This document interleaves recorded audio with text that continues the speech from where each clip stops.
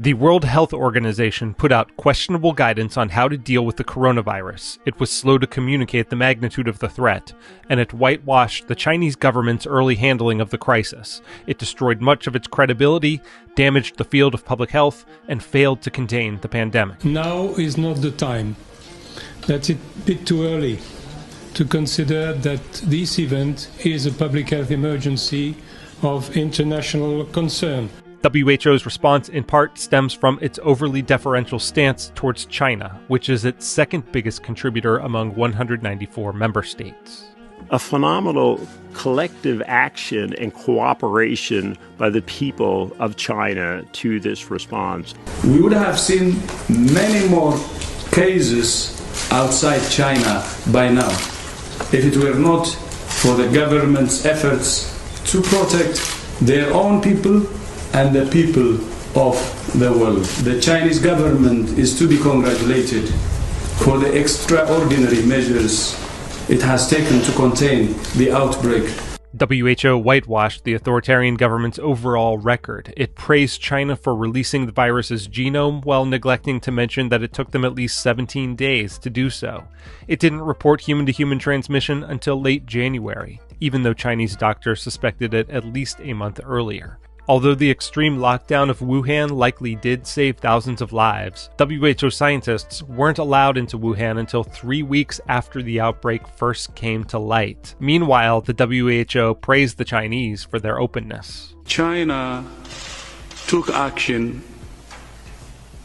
massively at the epicenter, and that helped in preventing cases from being exported. If we say there's a pandemic of coronavirus, we're essentially accepting that every human on the planet will be exposed to that virus. And China have clearly shown that that's not necessarily the natural outcome of this event. As the virus continued spreading across Europe and reached America, WHO recommended that the travel industry maintain the status quo. There is no reason for measures that unnecessarily interfere with international travel and trade. One country that ignored this advice was Taiwan, which also warned the WHO that it suspected the virus was spreading through human-to-human transmission and was ignored.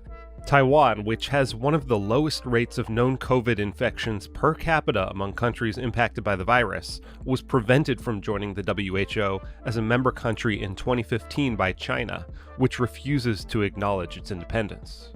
In late March, World Health Organization epidemiologist Bruce Aylward declined to answer a Hong Kong reporter's question about Taiwan, or even acknowledge its existence. Would the WHO consider Taiwan's membership?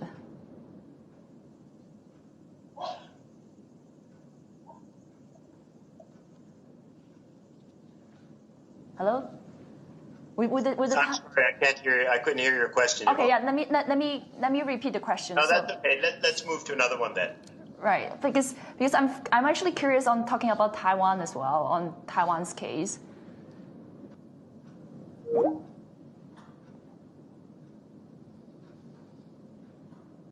We decided to give Dr. Aylward another call to follow up. And I just want to see if you can comment a bit on how Taiwan has done so far in terms of containing the virus.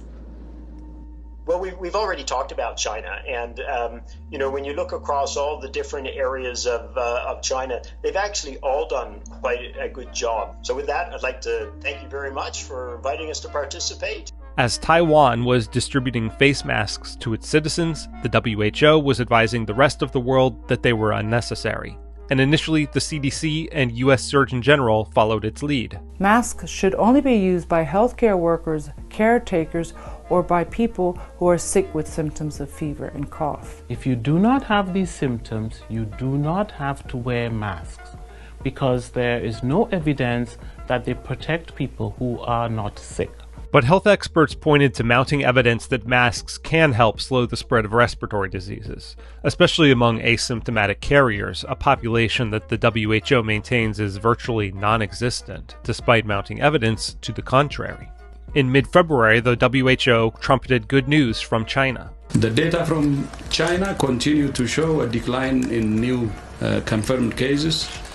Once again, we're encouraged by this trend. ignoring evidence that it may have been a statistical anomaly, and U.S. intelligence believes that China has entirely misrepresented both case numbers and death tolls according to Bloomberg News. Finally, on March 11th, after Italy was already in full national lockdown with more than 10,000 cases, WHO finally acknowledged the true magnitude of the crisis, declaring a global pandemic. COVID-19 can be characterized as a pandemic.